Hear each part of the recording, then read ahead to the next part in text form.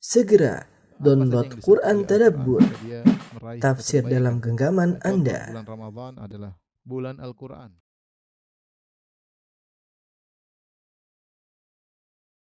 Bismillahirrahmanirrahim. Assalamualaikum warahmatullahi wabarakatuh. Alhamdulillahi ala ihsanih wa syukru lahu ala taufiqihi wa amtinanih. Asyhadu an la ilaha illallah wahdahu la syarika lahu ta'ziman li sya'ni wa asyhadu anna Muhammadan abduhu wa rasuluhu da'ila ridwani. Allahumma salli alaihi wa ala alihi wa ashabihi wa ikhwani. Para hadirin, hadirat, para peserta Zoom, kawan-kawan di Rumah Sakit Jiwa Magelang yang dirahmati oleh Allah Subhanahu wa taala. Kita membahas pembahasan yang sangat penting tentang bagaimana bawa'ithul khalas minadz dzunub. Itu perkara-perkara apa yang bisa, faktor-faktor yang memacu kita untuk bisa meninggalkan dosa-dosa. Karena kalau kita ingin bertobat, syaratnya harus meninggalkan dosa-dosa ya. Karena di antara syarat diterimanya tobat adalah al-iqla' anidz-dzam, meninggalkan dosa. Baru tobat kita bisa diterima ya. Jika seorang masih melakukan dosa dan dia bertobat dari dosa tersebut sementara dia masih terus bergelimang dengan dosa tersebut, maka tidak dikatakan dia bertobat. Dan kita tahu bahwasanya taubat adalah ibadah yang agung yang diwajibkan secara fauri. Fauri maksudnya segera. Oleh karenanya menunda taubat adalah dosa tersendiri. Allah Subhanahu wa taala berfirman, "Wasari'u ila maghfiratin min rabbikum." Bersegeralah kalian menuju ampunan Allah Subhanahu wa taala. Dalam ayat yang lain, "Sabiqu ila maghfiratin min rabbikum."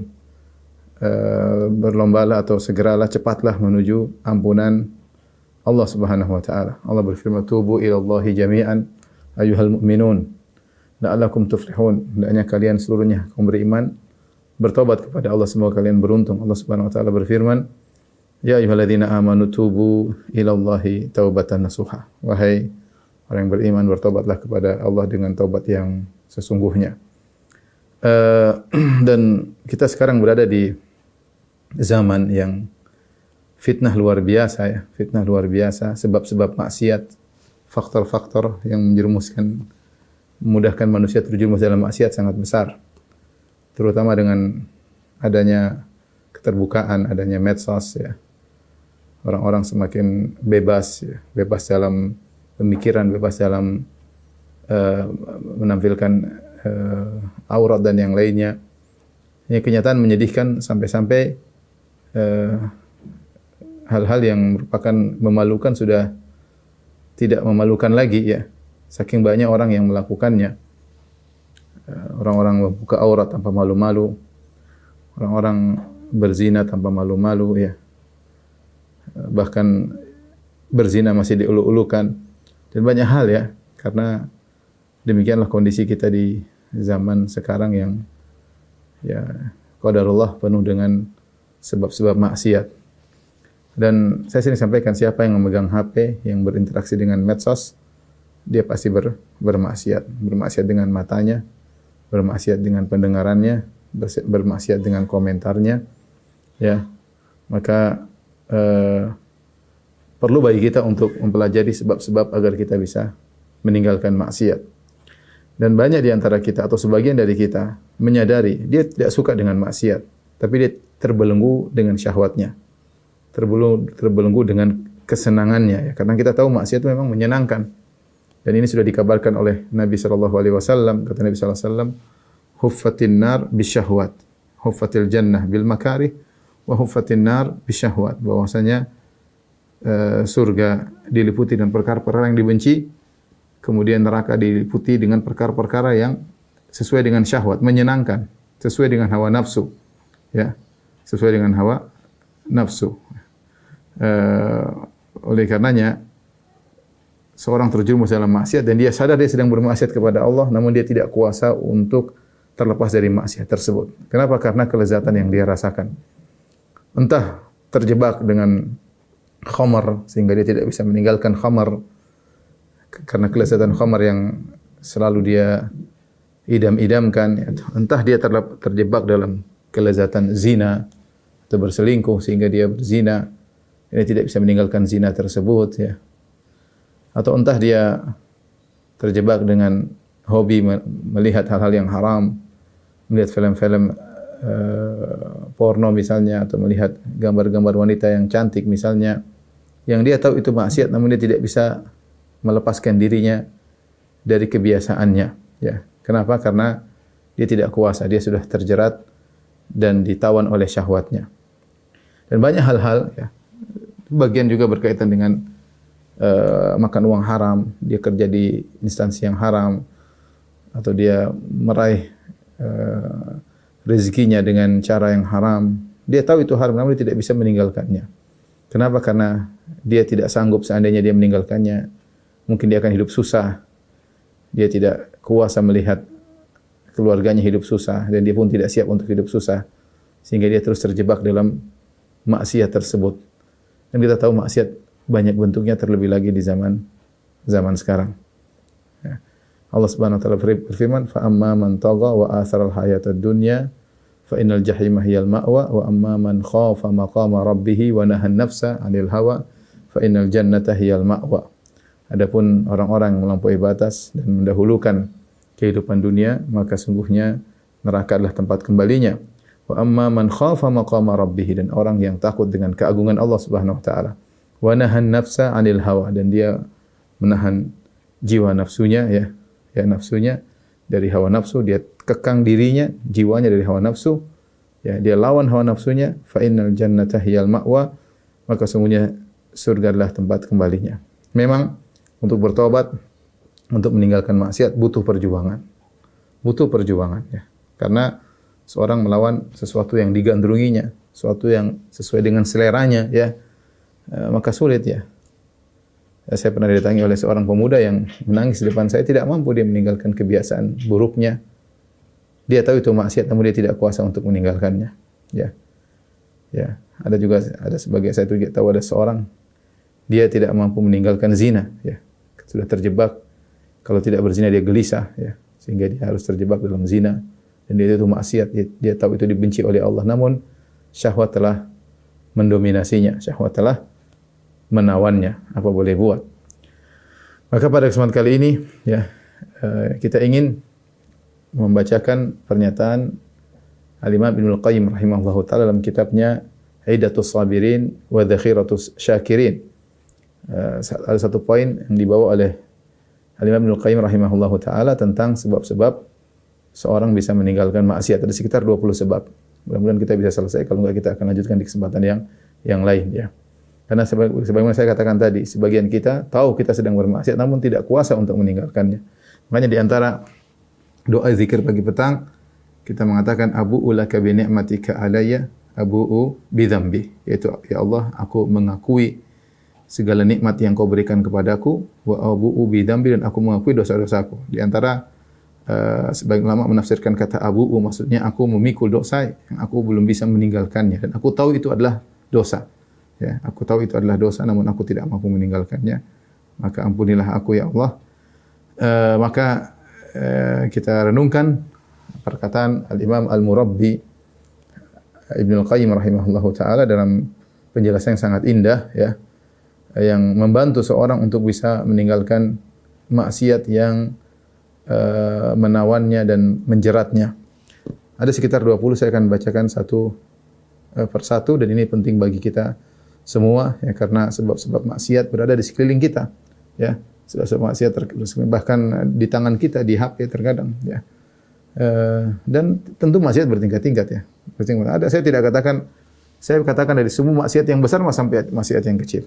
Dari ada yang hobi berzina tidak bisa meninggalkannya, hobi minum khamar tidak bisa meninggalkannya, hobi nonton film porno tidak bisa meninggalkannya, hobi onani tidak bisa meninggalkannya, ada hobi nonton film tidak bisa meninggalkannya, dan banyak hal yang semua itu maksiat. Hobi nonton sinetron tidak bisa meninggalkannya, itu semua maksiat.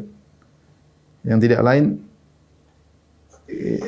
menunjukkan bahwasanya sang pelaku sedang dikuasai oleh hawa nafsunya. Taib, kita bacakan, ikhwan dan akhwat yang dirahmati Allah Subhanahu wa taala, para rekan-rekan, para tenaga medis di Rumah Sakit Jiwa Magelang, ya. Qala al-Imam Ibnul Qayyim rahimahullahu taala, berkata Imam Ibnul Qayyim rahimahullahu taala, wa amma taqwiyatu ba'ithid din fa innahu yakunu bi umur. Adapun faktor agama yang bisa membantu seorang untuk meninggalkan maksiat maka bisa dilakukan dengan perkara-perkara berikut ya. Menguatkan faktor agama untuk bisa meninggalkan kemaksiatan adalah melalui perkara-perkara berikut. Yang pertama, ahaduha ijlalullah tabaraka wa ta'ala an yu'sa wa huwa yara wa yasma'. Wa man qama biqalbihi mashhadu ijlalihi lam yutawi'hu qalbuhu lidzalika albattah. Yang pertama adalah pengagungan terhadap Allah Subhanahu wa taala. Ya. Allah agung untuk dimaksiati, jangan dimaksiati. Sementara Allah mendengar dan Allah melihat. Ya, barang siapa dalam hatinya hadir pengagungan terhadap Allah Subhanahu wa taala, ya maka hatinya tidak akan tunduk kepada hawa nafsunya sama sekali. Ya. Ini menunjukkan bahwasanya salah satu hal yang membuat kita untuk bisa meninggalkan maksiat adalah mengagungkan Allah Subhanahu wa taala. Dan ini tidak mungkin bisa kita lakukan kecuali kita pelajari asma dan sifat-sifat Allah. Bahwasanya Allah Maha melihat, Allah mendengar, bahwasanya Allah Maha agung. Ya, makanya Allah berfirman, "Wa qadarullaha haqqa qadrih wal ardu jami'an qabdatuhu yaumal qiyamah was samawati matwiyatun bi yaminih." Mereka tidak mengagungkan Allah sebagaimana mestinya. Sementara bumi pada hari kiamat kelak dalam genggaman Allah dan langit-langit dilipat dengan tangan kanan Allah Subhanahu wa taala amma yusyrikun. Maha suci Allah atas kesyirikan yang mereka lakukan.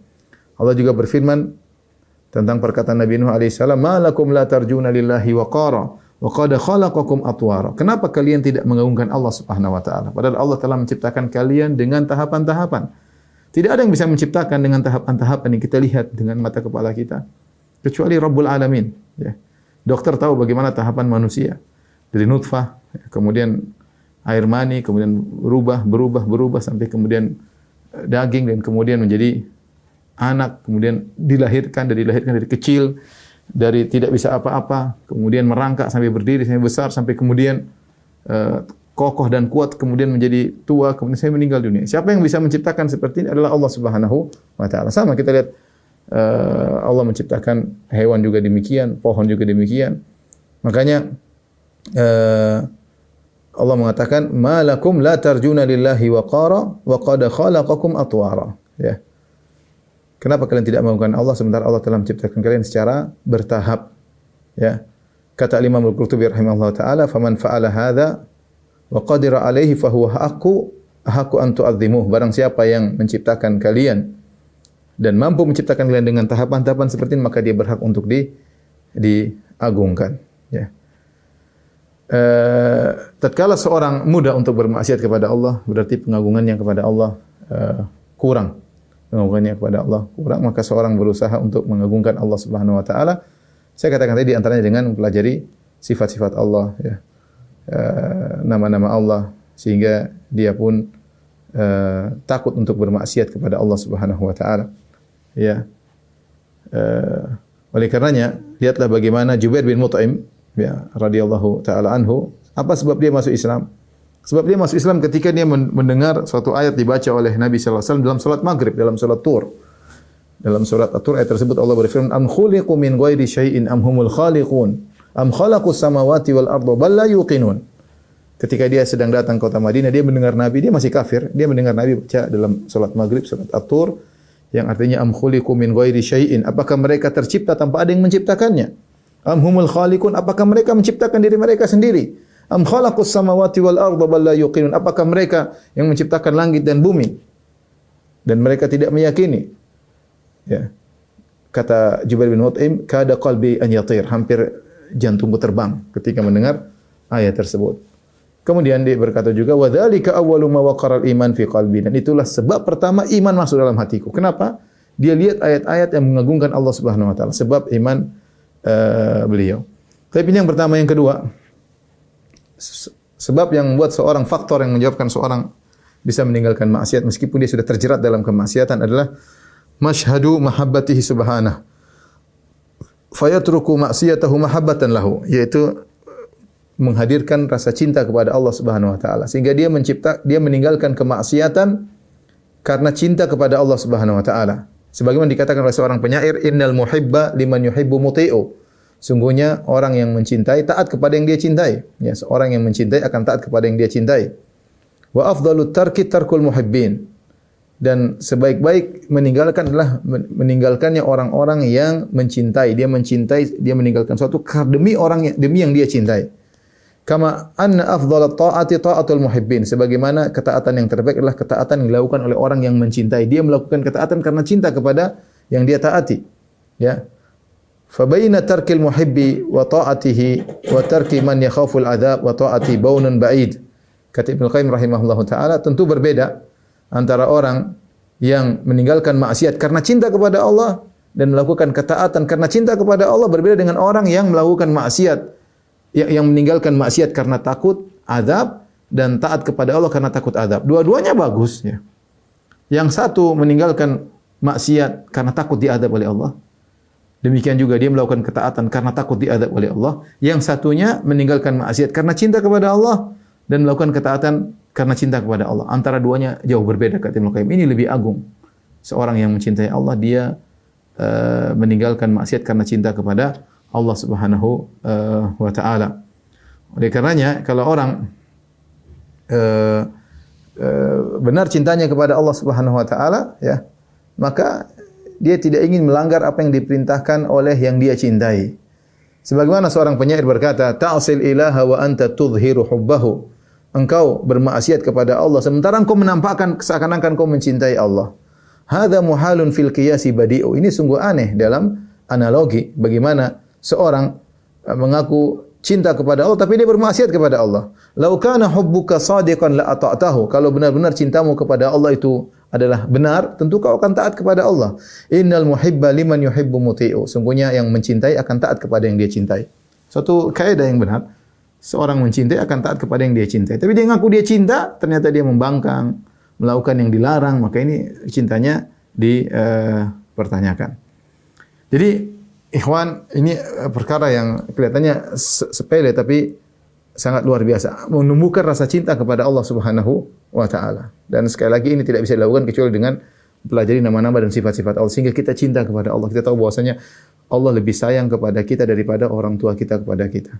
Kata Nabi sallallahu alaihi wasallam, "Allahu arhamu bi ibadi min hadi bi waladiha."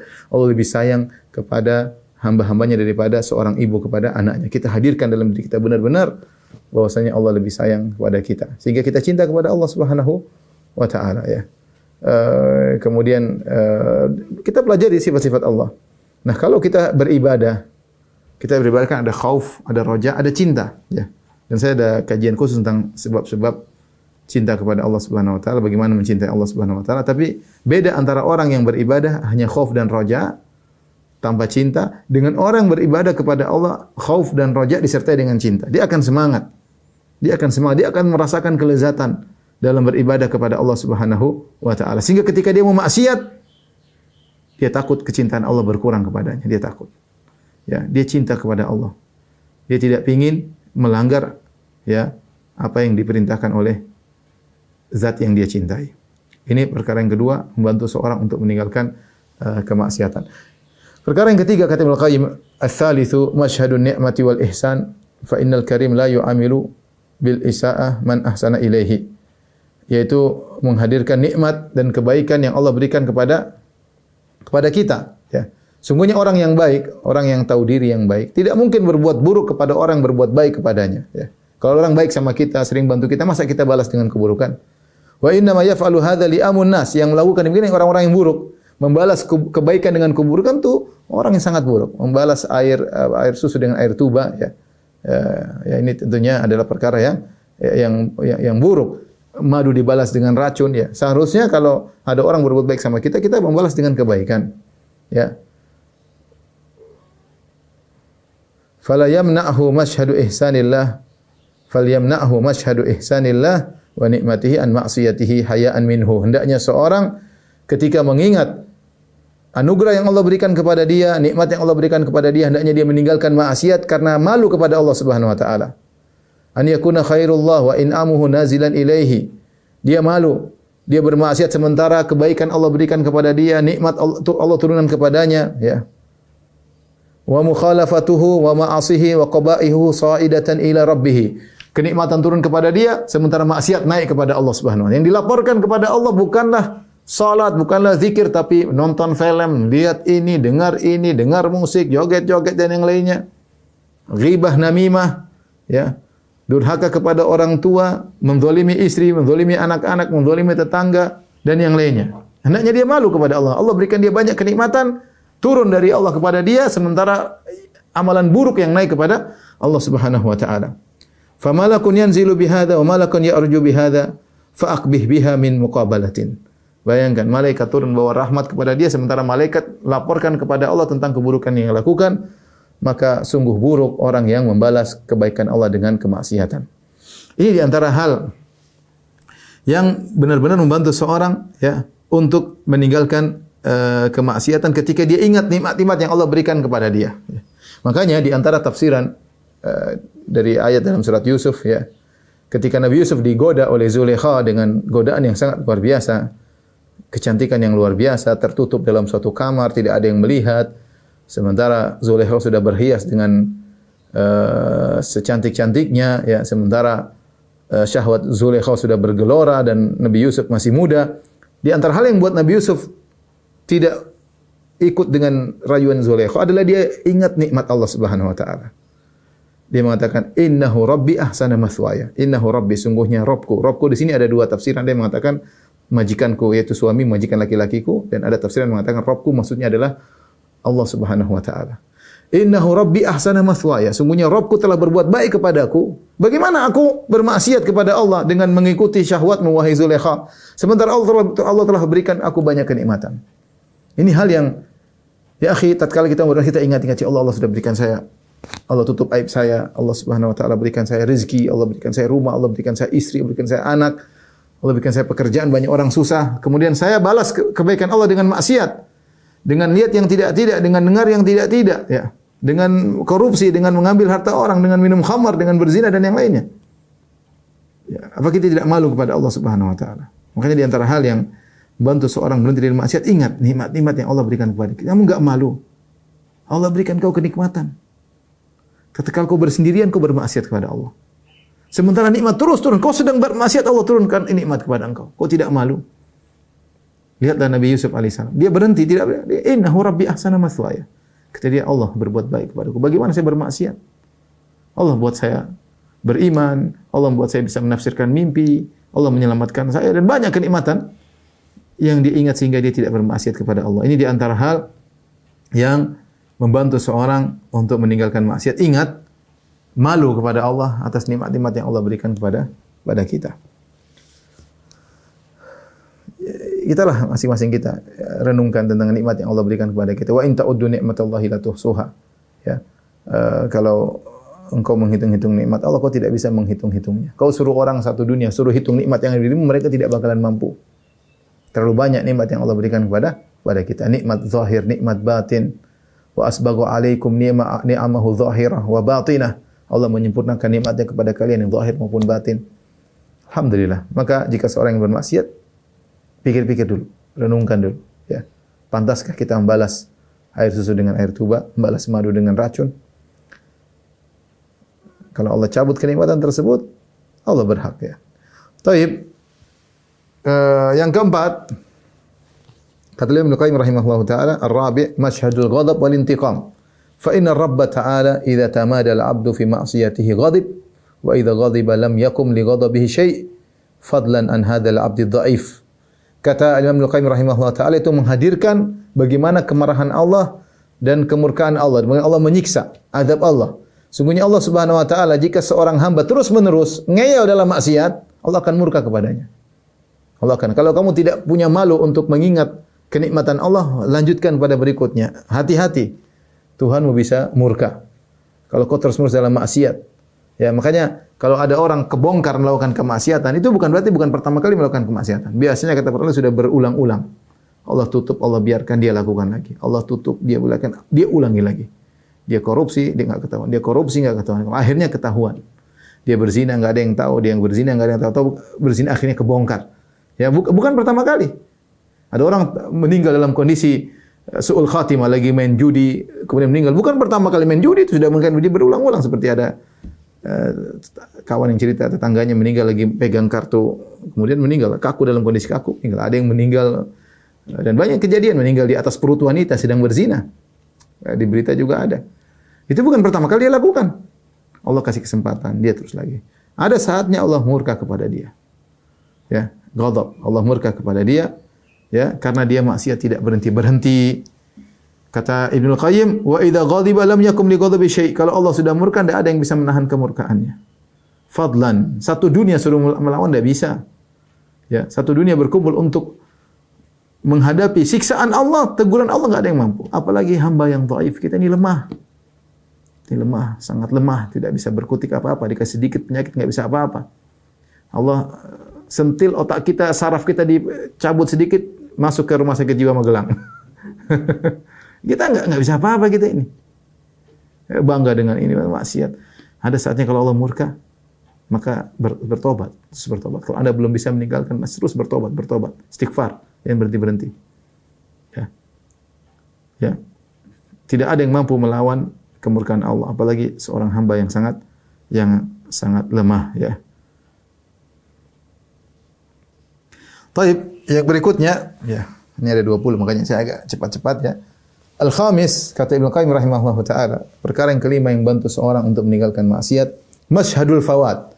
Itu maknanya adalah menghadirkan tentang perkara yang terluput atau yang hilang dari kita, kenikmatan yang hilang. Ini mengenai kenikmatan yang hilang. Wa huwa ma yafutuhu bil ma'asiyah min khairi dunya wal akhirah. Maksudnya adalah kenikmatan-kenikmatan dan kebaikan yang terluput darinya gara-gara maksiat. Baik kenikmatan dunia maupun kenikmatan akhirat. Wa ma yahdutsu lahu biha min kulli ismin madhmumin aqlan wa syar'an wa urfan wa tazulu anhu min al-asma'il mamduha syar'an wa aqlan wa urfan wa yakfi fi hadzal mashhad mashhadu fawat, ya. Yaitu apa yang terjadi, ya, dari segala nama yang buruk ketika dia bermaksiat, ya, kebaikan yang buruk secara akal maupun secara syara' maupun secara urf, ya, akan menempel pada dirinya, wa tazulu anhu minal asma'il mamduha syar'an wa aqlan wa urfan, dan akan hilang darinya nama-nama yang terpuji baik secara syariat, secara akal maupun secara urf. Orang kalau maksiat kan demikian, ya, melakukan maksiat maka tercela, pujian yang indah akan dicabut darinya, ya. Dan cukup untuk menghadirkan hal ini masyhadu fawatil iman alladzi adna mithqalu dzarratin minhu khairun minad dunya wa fiha adhafan mudha'afah. Cukup kita menunjukkan hal ini bahwasanya kalau kita bermaksiat, iman yang terendah yang kita miliki akan hilang. Iman terendah yang kita miliki akan hilang. Padahal iman yang sedikit tersebut, ya, adalah lebih baik daripada dunia dan seisinya. Lebih baik berlipat-lipat. Bukankah Nabi SAW contoh mengatakan, rakaatul fajri khairu minad dunya wa fiha. 2 rakaat yang dilakukan sebelum subuh lebih baik pada dunia dan seisinya. Benar, 2 rakaat kita kerjakan berapa menit sih? Berapa menit? Cuma 3 menit mungkin. Apalagi disunahkan kita kerjakan dengan singkat, dengan 2 menit selesai. Disunahkan cepat memang, bukan dilama-lamain. Kita ngerjakan 2 rakaat sebelum subuh 2 menit misalnya.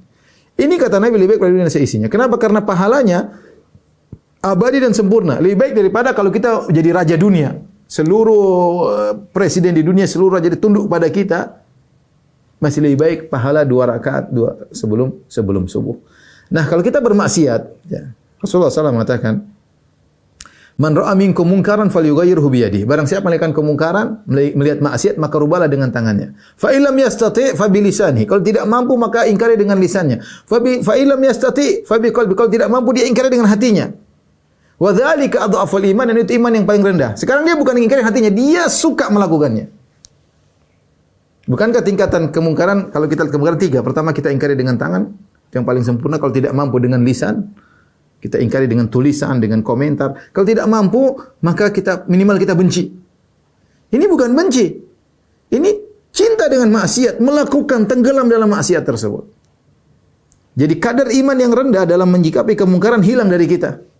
Yang kadar keimanan kecil ini kalau kita lihat pahalanya lebih baik daripada dunia dan seisinya. Kata Ibnu Qayyim rahimahullah ta'ala. Agar kita tuh sadar bahwasanya kita rugi, banyak yang rugi dari kita, yang hilang dari kita ketika kita sedang bermaksiat. Paling tidak minimal ini kata Ibnu Qayyim rahimahullahu taala, yaitu adna mithqala dzarratin minhu, bahwasanya iman yang paling kecil yang ukuran dzarrah daripada keimanan lebih baik daripada dunia dan seisinya, ya. Berlipat-lipat ganda. Fa kaifa yabi'uhu bi syahwatin tadhhabu ladzatuha wa tabqa su'u ma'isyatiha wa tadhhabu syahwata baqa syaqwah. Kata dia, bagaimana kemudian dia jual imannya, dia bayar imannya untuk membeli syahwat. Untuk membeli syahwat yang akan hilang kelezatannya. Syahwat berapa menit sih? Seorang berzina taruhlah berapa? 5 menit, 10 menit, setengah jam berzina selesai. Seorang nonton film yang tidak nonton berapa? Setengah jam, 1 jam, 2 jam, terus selesai. Seorang mungkin minum khamar, ya, kemudian kelezatan tersebut akan hilang. Sementara dia bayar dengan imannya, yang ini adalah modal dasar dia sangat besar, ya, untuk akhiratnya. Dia beli syahwat tersebut dengan imannya, ya. Yang untuk beli syahwat yang lezatnya akan hilang, kemudian tersisa adalah kehidupan yang buruk setelah itu. Tadhhabu syahwatu wa tabqa syaqwah. Syahwat hilang, yang tersisa penderitaan. Ya akhi, semua orang melakukan maksiat. Kalau maksiat sudah selesai, dia pasti menderita. Pasti, semuanya.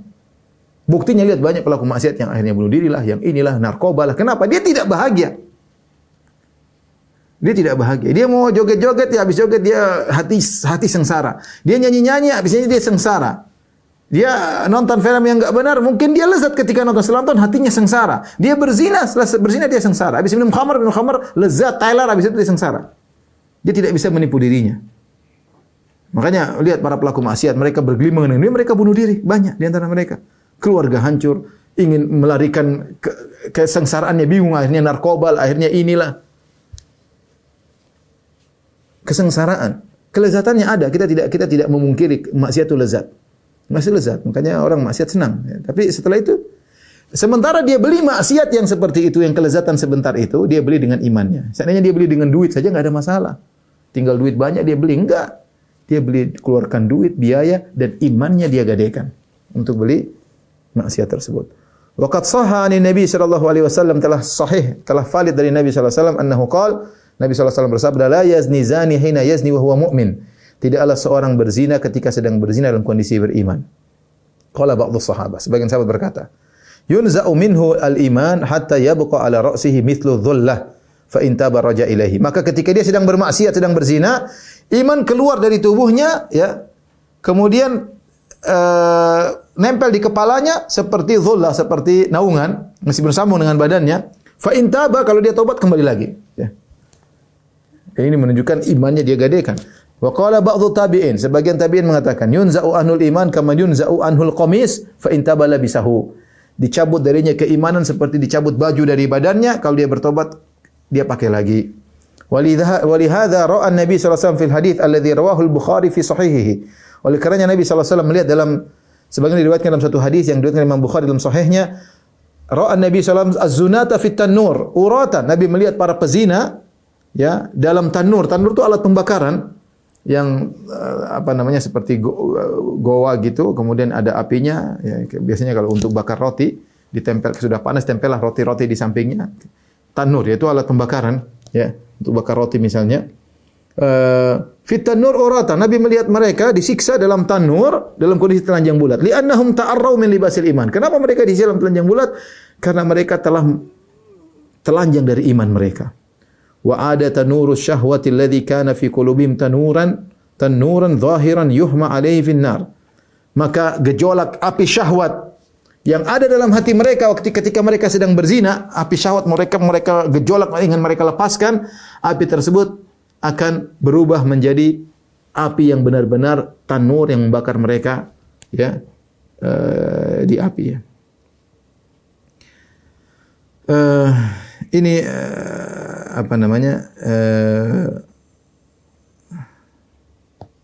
hal yang yang perlu kita renungkan agar kita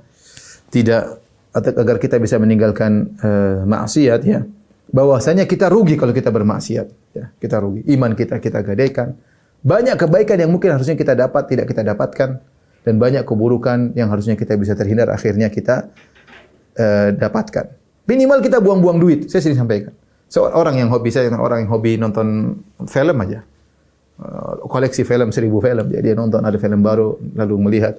Dia nonton film satu hari 2 jam saja. Coba 2 jam dia buang-buang waktu maksiat satu hari 2 jam. Kali 365 hari sudah berapa? Sudah 700 berapa? 350 sudah 700 jam. Bayangkan ini kalau dihisap nanti pada hari kiamat, subhanallah. Dia tidak menyangka ketika dia buka catatan amalnya ternyata 700 jam per tahun dia nonton film. Coba kalau dia gunakan untuk baca Quran. Coba kalau dia gunakan untuk berzikir kepada. Coba kalau dia gunakan untuk ngobrol sama ayah dan ibunya, berbakti pada orang tua. Coba kalau dia gunakan untuk meluk anak-anaknya, berkasih sayang dengan istrinya, pahala. Minimal dia rugi waktu, minimal. Belum lagi rugi iman yang imannya harusnya tinggi jadi jatuh lagi. Imannya harus tinggi, jatuh lagi. Orang-orang sudah luar biasa, sudah maju dia terjungkal terus. Rugi. Kalau kita bermaksiat kita rugi. Yang menyedihkan lagi kalau ternyata pahala kita ikut bablas. Pahala kita ikut bablas. Sebenarnya dalam hadis dari Sauban dari Nabi sallallahu alaihi wasallam dia berkata la alamanna aqwaman min ummati ya'tuna yaumal qiyamah bihasanatin amsali jibali tihamah baydan fayaj'aluha Allahu haba'an mansura. Sungguh aku mengetahui suatu kaum yang mereka dari umatku yang datang pada hari kiamat dengan bawa pahala sebesar gunung-gunung di Tihama. Pahala sebesar gunung banyak sekali. Maka Allah faja'alaha Allahu haba'an mansura, Allah jadikan seperti debu yang berterbangan, tidak ada nilainya. Qala Thauban, ya Rasulullah sifhum lana. Ya Rasulullah, sifatkanlah mereka kepada kami. Siapa mereka itu? Ya. Kemudian Rasulullah berkata, "Ama innahum ikhwanukum wa min jildatikum wa ya'khuduna minal kama ta'khudun, lakinnahum," mereka itu adalah saudara kalian, mereka juga dari suku-suku kalian dan mereka di malam hari juga beribadah seperti kalian. Walakinnahum aqwamun idza khalau bi maharimillah intahakuha. Tapi mereka adalah kaum kalau mereka sedang bersendirian, mereka melanggar larangan-larangan Allah Subhanahu wa taala. Dan ini perkara yang menyedihkan jika seorang pahalanya akhirnya gugur gara-gara dia bermaksiat ketika sedang bersendirian. Ya, dia di hadapan umum seperti wali Allah, tetapi ketika bersendirian wali syaitan. Wali syaitan. Ya, ketika di depan banyak orang, masya Allah, ingkarul munkar. Ketika bersendirian, pelaku kemungkaran. Semoga Allah melindungi kita dari perbuatan demikian. Ya. Jadi paling tidak ketika seorang bermaksiat banyak kebaikan-kebaikan yang luput darinya. Paling tidak dia buang-buang waktu. Paling tidak dia buang waktu. Ya. Taib yang berikutnya. Yang keenam, masyhadul qahar wa dhafar. Menghadirkan dalam diri kita bagaimana kalau kita berhasil mengalahkan syaitan. Kita berjuang dan kita mengalahkan syaitan. Dan syahwat, mengalahkan syahwat dan syaitan. Fa inna qahra syahwat, menaklukkan syahwat, wa dhafar bi syaitan, dan mengalahkan syaitan, lahu halawatun, ada kenikmatan yang Allah berikan. Wa masarratun wa farhatun, ada kegembiraan. Inda man dhaqa dzalika a'dham min adh-dhafar bi aduwika min al-adamiyyin. Kau akan merasakan kebahagiaan, merasakan kemenangan, merasakan kegembiraan lebih daripada kalau kau gembira mengalahkan musuhmu yang sesungguhnya dari manusia. Misalnya kau punya musuh dengan manusia. Wa ahla mauqi'an wa atamma farhatan, dan lebih manis dan lebih sempurna. Ya. Wa amma aqibatuhu fa ahmadu aqibatin, maka kesudahannya adalah kesudahan yang terbaik, yang terpuji. Wa huwa ka aqibatu syurbi dawa an-nafi alladhi azala da'al jasad wa adahu ila sihhatihi wa i'tidalihi. Seperti sebagaimana seorang sedang berpenyakit, lama dia berpenyakit, kemudian dia minum obat, kemudian obat tersebut menghilangkan penyakit dari tubuhnya, kemudian mengembalikan kesehatannya kembali sehingga dia menjadi normal kembali. Jadi Ibnu Qayyim mengatakan seorang berjuang untuk melawan syahwat, menundukkan syahwat dan melawan syaitan. Ketika dia sedang digoda, sedang bergejolak syahwatnya, ingin bermaksiat, hatinya mengajak dia untuk berjalan ke sana, di sana ada perempuan cantik kayak, di sana ada tontonan bagus kayak, di sana ada nyanyian indah kayak. Syahwatnya sedang bergerak. Setan membisikkan, sudah lakukan saja. Sesekali, ya, manusia biasa kalau melakukan maksiat sesekali. Maka dia berusaha melawan, jangan dia tunduk. Dia berusaha melawan. Setiap dia bisa mengalahkan, menundukkan syahwatnya dan bisa mengalahkan setan, dia akan diberikan kebahagiaan oleh Allah Subhanahu wa taala. Dia akan diberikan kegembiraan. Yang kegembiraan itu kata Ibnu Qayyim, kebahagiaan tersebut lebih indah daripada kalau dia mengalahkan musuh nyatanya. Ya. Sebagaimana orang baru sakit minum obat kemudian sembuh, dia akan bahagia. Ya. Setelah sudah lama tergeletak kemudian minum obat kuat kembali. Kita coba satu persatu ikhwan, sederhana saja. Saya tidak usah bicara maksiat besar. Saya bicara maksiat melihat aurat wanita yang terbuka. Kita di Indonesia ini banyak ya. Di Jakarta apalagi ya. Kalau di Jogja, saya lagi di Jogja mungkin kurang. Kalau di Jakarta lumayan banyak. Ya paling tidak kalau kita enggak tahu di Magelang ya, di rumah sakit jiwa mungkin kurang kali.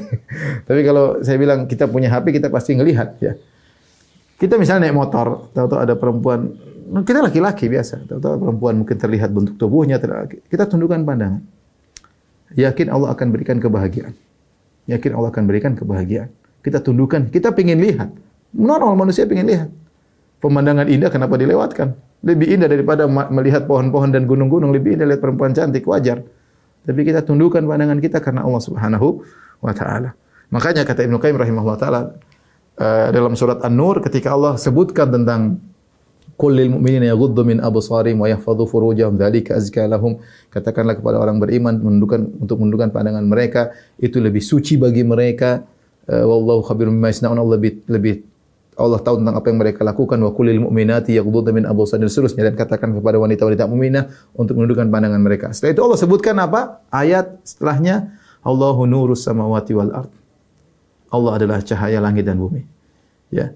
Kata Ibnu Qayyim maksudnya apa? Orang yang menundukkan pandangan, Allah berikan cahaya keimanan dalam hatinya. Dia akan bahagia. Praktekkan. Dia akan bahagia. Karena pandangan yang haram itu adalah panah yang dilepaskan oleh iblis. Kalau Anda bertahan melihat yang haram, maka panah tersebut dilepaskan oleh iblis, siham iblis, maka tertancap dalam hati Anda, sulit untuk dicabut kembali. Sulit dicabut kembali. Jiwa sudah ternoda, hati sudah ternoda. Jadi hobi. Ya. Maka segera palingkan pandangan. Terhalangilah panah iblis tersebut. Allah ganti dengan cahaya Allahu nurus samawati wal ard. Oleh karenanya Ibnu Qayyim mengatakan mengalahkan syahwat itu perlu, ya. Kalau kita sudah terbiasa mengalahkan syahwat, kita akan terbiasa. Ini perlu perjuangan. Mengalahkan syahwat, mengalahkan syaitan. Karena yang membuat kita terjerumus dalam maksiat adalah faktor internal, faktor eksternal. Faktor internal adalah syahwat kita, faktor eksternal adalah syaitan. Innan nafsa la ammaratun bisu illa man rahima rabbuk. Illa man rahima rabbi, ya. Sungguhnya jiwa menyuruh kepada keburukan. Inna nafsa la ammaratun bisu. Jiwa menyuruh kepada keburukan, hawa nafsu. Makanya Nabi SAW berlindung dari keburukan jiwa. Wa na'udzubillahi min syururi anfusina. Kami berlindung dari keburukan jiwa-jiwa kami. Dan di antara doa zikir pagi petang, Allahumma fatiras samawati wal ardh, alimal ghaibi wasyahada, rabb kulli syai'in wa malika, asyhadu an la ilaha illa anta, a'udzubika min syarri nafsi wa syarri syaitani wa syirkih. Ya Allah, aku berlindung kepada Engkau dari syarri nafsi, dari keburukan jiwaku, hawa nafsu. Wa min syarri, dari faktor internal, wa syarri syaitani wa syirkih, dan dari keburukan syaitan dan kesyirikannya. Dalam riwayat yang lain, wa syarakih, dari keburukan syaitan dan anak buahnya. Dan ini harus perjuangan. Kita sedang berperang melawan hawa nafsu. Makanya Allah mengatakan wa amma man khafa maqama rabbih wa nahan nafsa 'anil hawa. Dia mencegah jiwanya ya dari hawa nafsu. Dia lawan hawa nafsunya. Dan itu perlu perjuangan. Dalam satu hadis Rasulullah SAW bersabda, "Innal mu'min la yumdi syayatinahu kama yumdi ahadukum ba'irahu fi safar." Ya, sungguhnya seorang mukmin melemahkan setan-setannya sebagaimana salah seorang dari kalian melemahkan ontanya ketika sedang safar, ya. Untanya mungkin mau gerak macam-macam, dia pukul, dia tundukkan, akhirnya tunduk. Setan pun demikian. Harus kita lawan. Ya, kita tundukkan sehingga dia tidak kuat untuk menggoda. Ya, tentu dengan pertolongan Allah seluruhnya. Bukan kita biarkan nurut setan sini, nurut setan sana, nurut setan sana, nurut hawa nafsu, selalu menjadi budak setan dan hawa nafsu.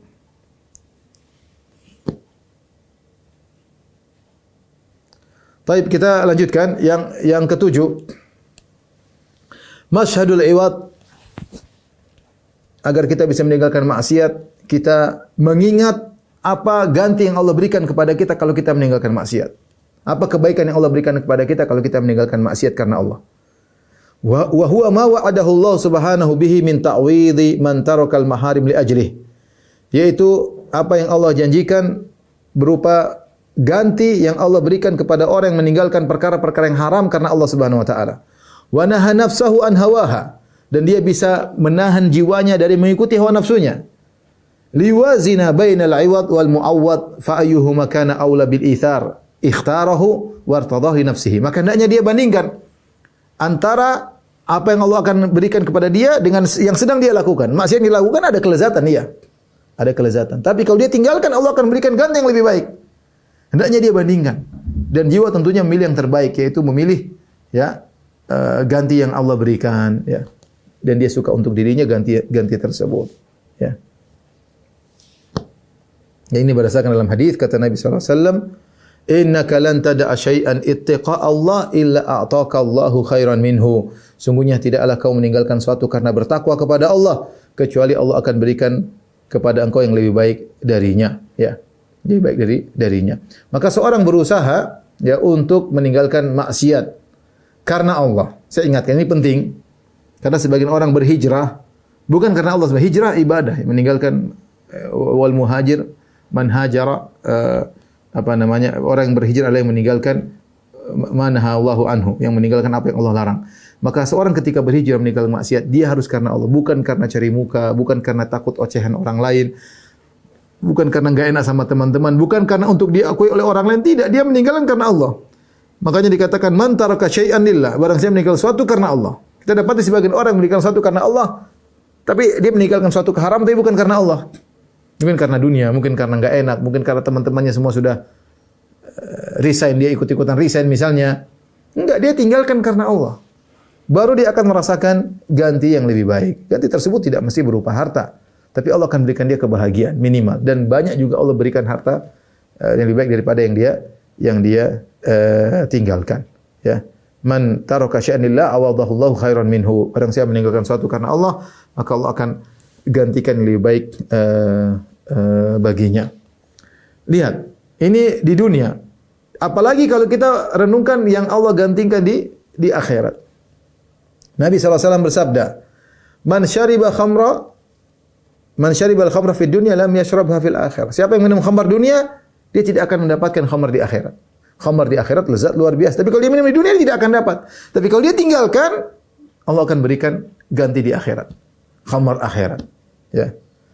Man labisal harir fid dunya lam yalbasu fil akhirah. Siapa yang pakai pakaian sutra bagi laki-laki di dunia, dia tidak akan pakai di akhirat. Kalau dia tinggalkan karena Allah, dia akan pakai sutra di akhirat, di surga. Ya. Maka gantinya tentu lebih baik di akhirat, di surga. Makanya orang yang bermaksiat dikatakan jahil. Allah sebut dengan orang jahil, dan banyak ayat menunjukkan akan hal tersebut. Contohnya seperti firman Allah Subhanahu wa taala, "Innamat taubatu 'ala Allahi lil ladzina ya'maluna su'a bi jahalatin, tsumma yatubuna min qarib." Sungguhnya taubat itu hanya bagi orang-orang yang melakukan kemaksiatan dalam kondisi jahil. Semua pelaku maksiat disebut orang jahil. Ya, seperti kata Nabi Yusuf alaihissalam ketika berdoa, "Rabbis sijnu ahabbu ilayya mimma yad'unani ilaihi. Wa illa tasrif anni asbu ilaihinna wa aku minal jahilin." Ya Allah, aku lebih suka di penjara daripada mengikuti rayuan para wanita tersebut. Kalau kau tidak palingkan aku dari rayuan mereka, aku akan condong kepada mereka dan aku termasuk orang jahil. Aku akan melakukan maksiat. Sehingga semua pelaku maksiat disebut orang jahil. Kenapa? Di antaranya ada banyak makna kenapa disebut orang jahil. Di antaranya kenapa pelaku maksiat disebut jahil? Karena dia mendahulukan nikmat yang sementara dengan meninggalkan kenikmatan yang abadi yang sempurna. Dia mendahulukan syahwat yang sebentar, kemudian dia mengorbankan nikmat yang abadi di akhirat yang sempurna. Itu orang bodoh seperti ini. Suruh pilih 10.000, misalnya 1.000 rupiah dengan 1 triliun, pilih mana? Ya pilih 1 triliun. Orang hanya ambil 1.000 untuk bisa beli teh manis setengah gelas, karena teh manis 1 gelas 2.000, setengah gelas 1.000. Dia minum teh sebentar dia tinggal 1 triliun. Orang bodoh. Makanya setiap pelaku maksiat orang bodoh. Kenapa? Setiap dia melakukan maksiat, ada nikmat surga yang luput dari dia. Perhatikan. Setiap dia melakukan maksiat, ada nikmat surga yang luput dari dia. Belum nikmat dunia. Nikmat dunia ada juga. Nikmat surga ada yang luput dari dia. Maka seorang memikirkan, kalau dia meninggalkan, ada gantinya. Pasti ada gantinya. Ya. Dan gantinya itu jauh lebih agung mulia daripada daripada yang dia lakukan. Lihat betapa banyak orang. Kenapa kita dapati sebagian orang meninggalkan dunia glamor. Dia merasa ada kebahagiaan. Itu Allah baru sudah di dunia sudah diberikan kepada dia. Ada orang yang dengan happy-happynya mungkin penyanyi terkenal, orang semua puji-puji dia, tapi ternyata dia tinggalkan musik semuanya, dia milih untuk ngaji, untuk hijrah. Tanya sama dia, kenapa? Ada kebahagiaan dia rasakan. Ada kesengsaraan ketika dia di tengah-tengah sedang terkenal, ada kesengsaraan yang dirasakan. Itu Allah sudah ganti di dunia kebahagiaan yang semu, yang terkenal, kemudian diganti dengan mungkin dia tidak terkenal tapi di rumah dengan anak istrinya dia lebih bahagia. Itu baru Allah berikan. Bagaimana lagi dengan di akhirat? Maka ingat, seorang ketika bermaksiat, setiap dia bermaksiat ada kenikmatan yang jadi korban darinya di dunia, apalagi di akhirat.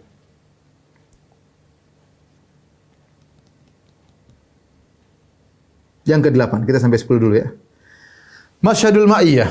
Di antara hal yang membantu seorang meninggalkan maksiat yaitu dia mengingat tentang ma'iyatullah, kebersamaan Allah. Wahyan naw'an. Ma'iyatullah, kebersamaan Allah ada dua. Ma'iyatun ammah, kebersamaan umum, yaitu Allah Maha melihat semuanya, Allah Maha mengilmui semuanya, Allah bersama kita dengan ilmunya di mana-mana, ya. Wa huwa ma'akum aina ma kuntum, Allah bersama kalian dimanapun kalian berada, itu dengan ilmu Allah, ya. Wa ma'iyatun khassah, dan ada kebersamaan Allah yang khusus, yaitu pertolongan Allah. Allah menolongmu tatkala kau sedang dalam kondisi kesulitan. Jadi ma'iyah ada dua, kebersamaan Allah ada dua. Kita semua, baik orang Islam, baik non-Muslim, semuanya ada ma'iyatullah amma. Allah meliputi mereka seluruhnya dengan ilmunya. Allah bersama mereka dengan ilmu Allah. Tapi ada ma'iyah khassah, yaitu kebersamaan Allah secara khusus. Ya. Ketika Nabi Musa, Nabi Harun ketakutan untuk diutus ke Fir'aun, karena Fir'aun hebat, jagoan, punya anak buah yang banyak. Innana nakhafu ayyafruta alaina aw ayyatgha. Ya Allah, kami takut kalau Fir'aun melakukan keburukan kepada kami. Kata Allah, la takhafa innani ma'akuma. Janganlah kalian berdua takut. Aku bersama kalian berdua. Asma'u, tapi kebersamaan khusus. Itulah yang kata Nabi SAW kepada Abu Bakar, la tahzan innallaha ma'ana. Jangan takut wahai, jangan sedih wahai Abu Bakar. Allah bersama kita. Ini namanya kebersamaan khusus. Wallahu ma'as sabirin. Allah bersama orang-orang sabar. Kebersamaan khusus, kebersamaan yang yaqtadi an-nasr wa ta'yid. Kebersamaan yang mengkonsekuensikan Allah akan menolong, Allah akan bantu dalam kondisi-kondisi sulit. Ini tidak bisa diraih oleh pelaku maksiat. Ibnu Qayyim menjelaskan ma'iyah ada dua, ma'iyah amma, ma'iyah khassa. Fal amma itila'ur Rabbi ta'ala alaihi wa kaunuhu bi ainihi la takhfa alaihi haluhu wa qad taqaddam. Adapun ma'iyah amma yaitu dia tahu Allah selalu melihat dia, Allah mengawasi dia, ya. Allah selalu melihatnya, tidak ada satupun kondisinya yang tersembunyikan dari Allah, dan telah lalu penjelasannya. Wal maksud huna al ma'iyatul khas. Adapun yang saya maksudkan dalam bahasa ini kata Ibnu Qayyim maksudnya ma'iyah yang spesial, yaitu kebersamaan Allah dalam rangka Allah menolong. Kaqaulihi, seperti firman Allah, innallaha ma'as sabirin, Allah bersama orang yang sabar. Wa qauli innallaha ma'al ladzina taqaw wal ladzina hum muhsinun. Allah sungguhnya bersama orang-orang yang bertakwa dan orang-orang yang ihsan. Wa qaulihi wa innallaha lama'al muhsinin. Sungguh Allah bersama orang yang berbuat ihsan. Fahadhil ma'iyatul khassah khairun lahu wa anfa'u fi dunyahu wa akhiratihi. Dan ini kebersamaan khusus dari Allah, lebih baik bagi dia, lebih bermanfaat bagi dia di dunia maupun di akhiratnya. Min qada'i wa tarihi, daripada dia menyalurkan hawa nafsunya, dia menghamburkan hawa nafsunya yang haram. Wa naili syahwati ala tamam, ya. Meskipun dia melampiaskan syahwatnya, lebih baik kebersamaan Allah daripada melampiaskan syahwatnya. Min awalil umur ila akhirih, fa kaifa yu'thiru 'alaiha ladzatan munaghasatan munakkadatan fi muddatin yasiratin minal umur, innama hiya ka ahlami na'imin aw ka dhillin zailin. Allah, jadi Ibnu Qayyim mengatakan bagaimana dia mendahulukan kelezatan yang tidak sempurna, yang tercoreng. Ya, orang-orang berzina, tapi berzina mungkin dia ketika berzina dia punya gambaran macam-macam dengan wanita, ternyata begitu-begitu saja. Dia mungkin minum khamr, bayangkan minum wine, sangat begitu minum begitu-begitu saja. Dia mungkin nonton film porno, bayangkannya akan ternyata begitu-begitu saja. Lama-lama bosan juga, macam-macam. Orang maksiat seperti itu. Dia mungkin mendengar musik kayaknya ternyata begitu-begitu saja. Bosan, enggak enak, kurang enak, ganti lagi lagu, nonton film, ganti lagi film, berzina, ganti perempuan, ini kurang cocok, cari berfantasi, cari perempuan, tidak sempurna. Kelezatan tersebut tidak sempurna. Ya. Lihat bagaimana orang-orang barat, bagaimana mereka kelainan seksual begitu banyak. Kenapa? Karena mereka tidak menemukan apa yang mereka cari dan tidak akan mereka bisa dapatkan. Sampai kita dengar bagaimana dengan hewan lah, dengan apalah, macam-macam orang-orang barat sana ya. Ya. Dan itu kenikmatan kelezatan cuma sebentar. Bagaimana kemudian dia melakukan hal tersebut sehingga dia meninggalkan seharusnya Allah bersama dia, seharusnya Allah menolong dia dari awal umur dia sampai akhir dia. Allah menjaga dia agar dia bisa husnul khatimah, ma'iyah khassah. Kemudian dia mendahulukan kemaksiatan sebentar ini sehingga ma'iyah khassah Allah hilang darinya. Seharusnya Allah bersama dia. Saat-saat genting Allah akan tolong dia, tapi dia selalu bermaksiat, Allah meninggalkannya. Selesai. Maka apakah orang yang cerdas mau mendahulukan kenikmatan yang tidak sempurna, yang penuh dengan kekurangan, yang cuma sebentar, kemudian yang dia cuma 1 jam, 2 jam, 5 menit, 10 menit, dia dahulukan daripada penjagaan Allah seumur hidupnya. Ma'iyah khassah ketika dia bertakwa kepada Allah. Tentunya dia pilih ma'iyah khassah. Oke, ikhwan, jangan sampai kita seperti itu. Kita bermaksiat, akhirnya kita ditinggal oleh Allah Subhanahu wa taala. Sehingga banyak kejadian-kejadian kita terpuruk. Dalam kondisi-kondisi genting kita terjungkal, tidak ada yang tolong kita. Manusia enggak ada yang tolong, Allah tidak ada yang tolong. Allah tidak tolong. Ada orang dalam kondisi genting, manusia tidak tolong dia, Allah tolong dia. Banyak orang seperti itu. Ketika dia bertakwa kepada Allah Subhanahu wa taala. Taib, rekan-rekan sekalian, waktu sudah sampai pada puncaknya, sudah cukup. Saya mohon maaf. Insyaallah masih ada 12. Mudah-mudahan kita lanjutkan di kesempatan yang lain. Kurang lebih mohon maaf. Wabillahi taufiq wal hidayah. Assalamualaikum warahmatullahi wabarakatuh.